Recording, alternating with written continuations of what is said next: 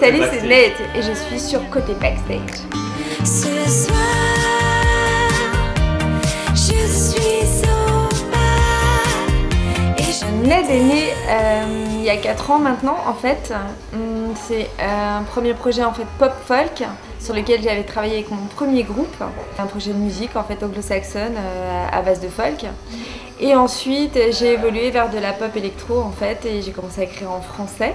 C'est un projet qui est né pendant une longue hospitalisation. En fait, j'ai eu besoin un petit peu de sortir du contexte et d'écrire et de composer. Et petit à petit, je suis venue à cet album que j'ai composé et écrit l'année qui vient de s'écouler.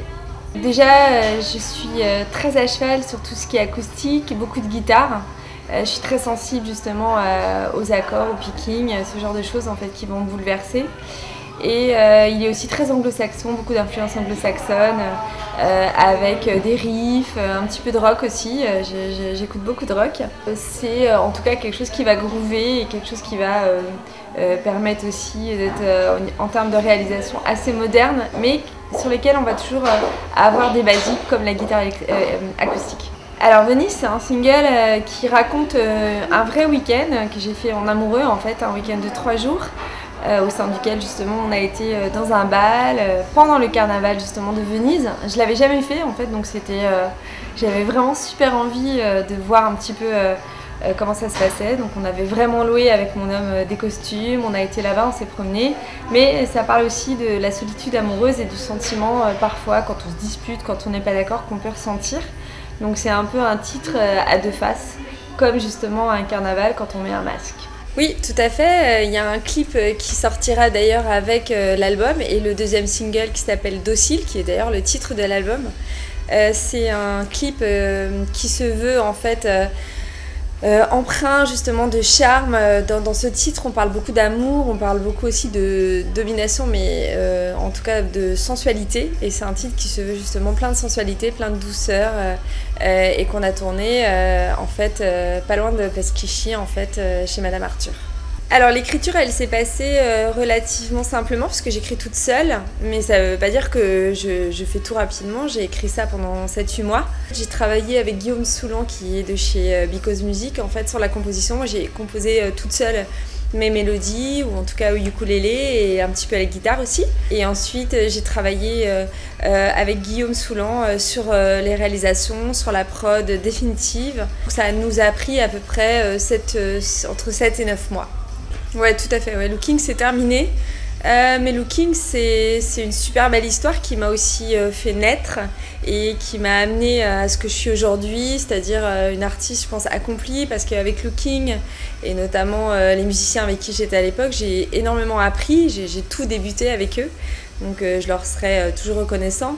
Mais j'avais, je pense, besoin d'un envol, en tout cas en termes de composition et de production en solitaire en quelque sorte, pour pouvoir vraiment m'épanouir et aller au bout de mes idées en fait, parce que quand on fait partie d'un groupe, on travaille un petit peu tous ensemble et du coup on a du mal parfois à vraiment s'affirmer.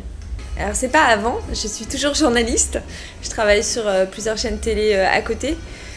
C'est pas un changement de cap, c'est juste une passion la musique, mais pour l'instant j'en vis pas, donc je continue aussi à faire ce métier que j'adore, qui est le journalisme, qui est un métier qui n'est pas si loin en fait de la musique, puisqu'on rencontre des gens, on communique, on garde des choses pour soi. C'est aussi un métier qui m'aide aussi à comprendre le monde, et la musique m'aide par contre à me soigner quand le monde est trop violent. Pas du tout. Ça, ce sont des titres de mon premier EP en tant que Ned. Un EP d'ailleurs qui a été en grande partie composé et réalisé par Johan Czerneski, qui est la personne qui est arrivée après le groupe Looking et qui m'a fait évoluer aussi en termes de musique. Mais ce sont des titres auxquels je tiens énormément.